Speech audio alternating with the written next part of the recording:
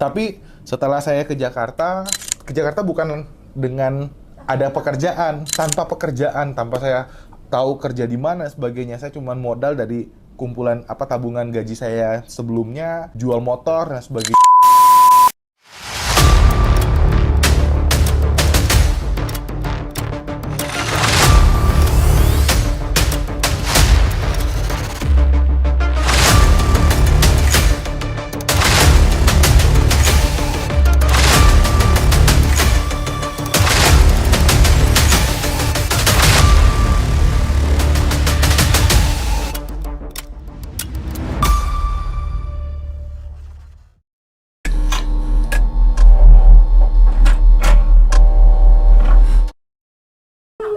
Oke, kita lanjut ya.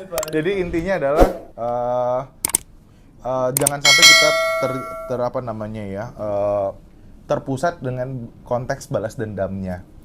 Kenapa tidak boleh? Karena ini menjadi satu motivasi juga sih. Menurut saya sih nggak masalah kalau orang ingin memulainya, tetapi jangan sampai itu menjadi satu-satunya alasan kita untuk sukses dalam berkarir. Boleh jadi salah satu alasan, jadi triggernya, jadi motivasinya itu boleh-boleh saja. Tapi nggak boleh jadi satu-satunya alasan. Kenapa? Ketika sudah tercapai, pasti dia akan mentok. Apalagi yang mau saya cari, dia bingung. Tujuan saya itu sebenarnya apa sih? Ya tujuannya hanya untuk melakukan pembuktian kepada orang-orang. Dan sementara tujuan hidupnya bukan hanya untuk sekedar itu. Dan menurut saya yang baiknya adalah tentukan dulu targetnya. Kamu mau karir seperti apa? Nah, ketika sudah tahu nih target karirnya jelas, ya, baru orang lain merasa wah hebat ya. Orang lain merasa nanti ternyata saya salah ya ngomongnya dan sebagainya tentang kita. Itu bonus, udah itu bonus bagi kita. Tapi yang penting apa? Hidup kita, target kita tercapai, hidup kita kalau dibilang sejahtera secara ekonomi dan lain sebagainya dan bahagia pastinya. Itu yang paling utama.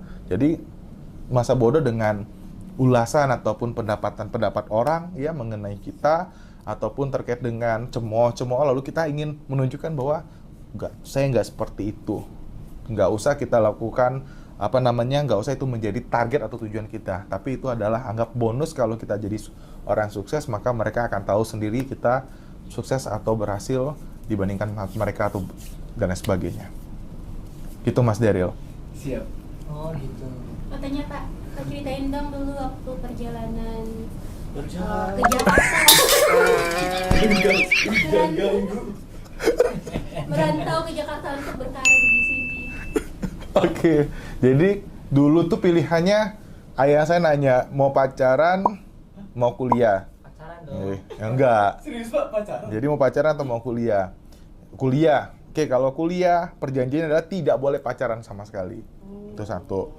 Ya. Jadi kalau mau pacaran gak usah kuliah, nikah langsung gitu. Nah, setelah selesai saya kuliah, ditanya lagi, mau nikah atau mau ke Jakarta? Jakarta pastinya. Kenapa? Kenapa saya pilihnya ke Jakarta? Karena saya pengen berkarir saja di Jakarta. Berkarir dalam arti kata, tadi mungkin pertanyaan terkait dengan bagaimana melakukan pembuktian. Karena saya merasa, kok saya disepelekan sama banyak orang. Jadi saya ingin menunjukkan bahwa saya nggak seperti itu. Nah, kalau ditanya karir saya dulu, apa sih yang ingin saya capai, ingin saya target? Waktu itu sekali lagi saya pengen berkarir itu di bidang entertain. Jadi bidang entertain mau jadi news anchor kayak atau mau jadi floor director, tapi bukan jadi artis. Bukan jadi artis, bukan jadi penyanyi. Padahal emang hobinya di sana. Tidak, tapi emang pengennya jadi bergerak di produksinya. Itu yang saya inginkan dari dulu sampai dengan sekarang pun masih.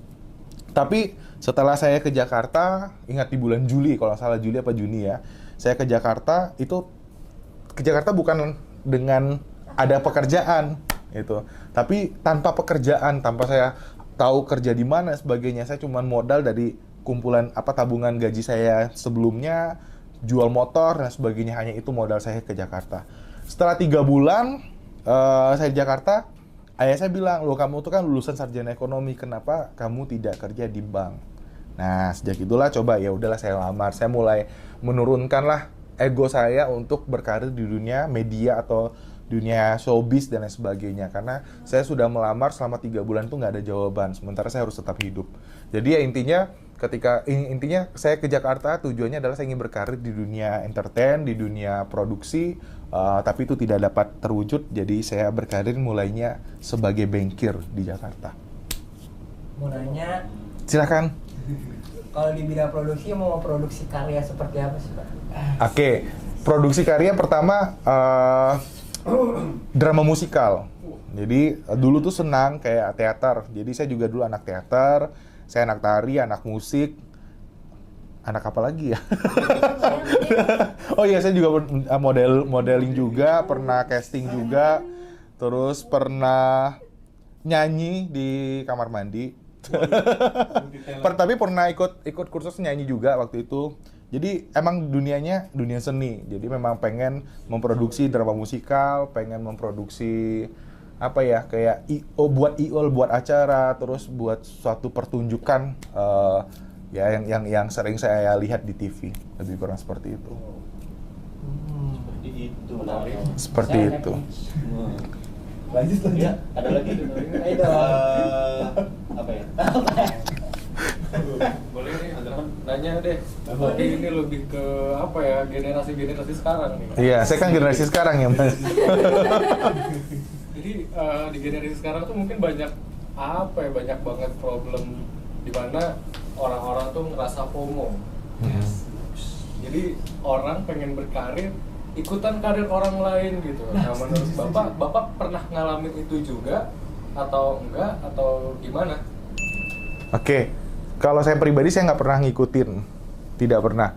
Kenapa saya bilang tidak pernah? Pertama, ketika saya pengen berkarir di dunia entertain, itu benar-benar saya pengen ingin berkarir di sana. Jadi nggak ada, saya pengen ikut siapa nggak ada. Maksudnya tidak punya contoh lah di orang sekitar. Terus juga di bankir juga saya juga tidak pernah. Bahkan itu adalah salah satu karir yang sama sekali saya tidak inginkan.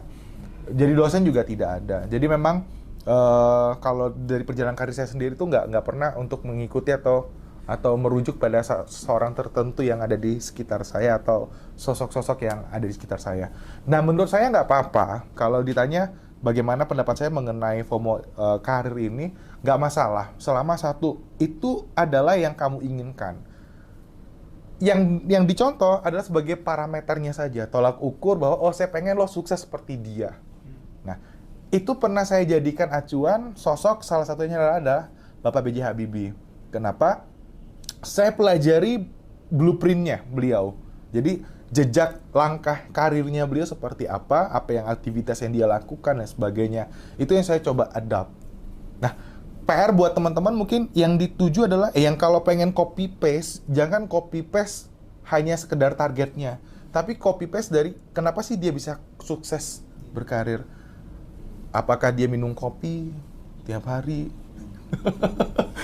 Misalnya dia rajin olahraga, rajin baca buku, atau dia rajin diskusi, pemikiran terbuka, atau dia banyak kan yang bisa kita copy paste. Nah, itu yang coba diikuti karena karir itu bukan cuma sekedar oh berhasil mendapatkan sekian miliar, oh berhasil menempati posisi ini. Enggak.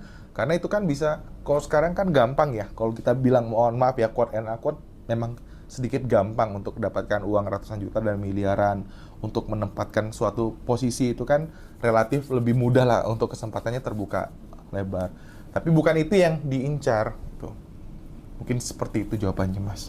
Oke, terima kasih Bapak. Dengan senang hati. Dia jadi punya PR.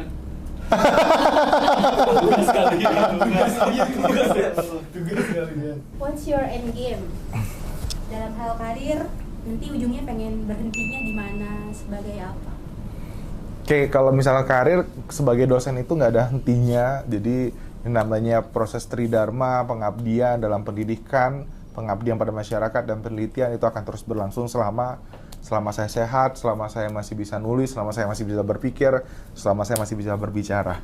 Tapi kalau untuk karir lainnya, itu bisa saya wariskan nanti untuk mungkin keturunan saya ataupun untuk orang-orang yang menurut saya kompeten untuk meneruskannya, baik dalam hal bisnis maupun dalam hal lain-lainnya sebagainya. Terakhir, ini deh, pesan-pesan dong buat teman-teman yang sedang berjuang mencapai Iya. mimpinya. Iya Pak, Buat apalagi buat generasi Z ini Pak. generasi Z yang Yang ini katanya kalau kebanyakan apa-apa kumpul. healing. Iya, kebanyakan healing, FOMO. Apa healing? Nah itu, gimana Oh, itu Pak? cek. Sama depresi gitu, Pak. Depresi. Oh ya, mental illness. Anxiety. Breakdown. Boleh dibantu Bapak? Ini panjang nanti jadinya bakal jadi bikin seminar sendiri 2 jam. Oh iya Pak. Eh, baterainya mau 3 menit habis. aja Pak, baterai. Jadi pesan Mati. kalau misal terkait sama anak zaman sekarang, generasi Z yang tipikal ini adalah dikit-dikit healing, apa dikit-dikit FOMO atau apapun itu, ya menurut saya sih nggak ada masalah ya, selama takarannya tepat. Tapi healing itu kayak semacam obat yang kita minum dan meredakan rasa nyerinya sesaat, bukan untuk menyembuhkan atau memperbaiki kualitas hidup kita. Alangkah baiknya kita harus mengetahui dulu apa sih akar penyebab dari permasalahan kita, stres, depresi, dan sebagainya. Itu yang harus kita selesaikan, yang kita tuntaskan. Jadi healing nggak apa-apa, tapi kalau healing terus-terusan kan juga nanti nggak ada tabungan untuk masa depannya. Oke, mungkin itu dulu untuk segmen kali ini buat teman-teman semuanya.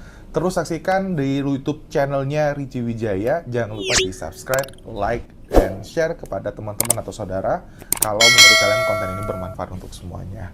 Oke, sampai ketemu di segmen berikutnya. Bye.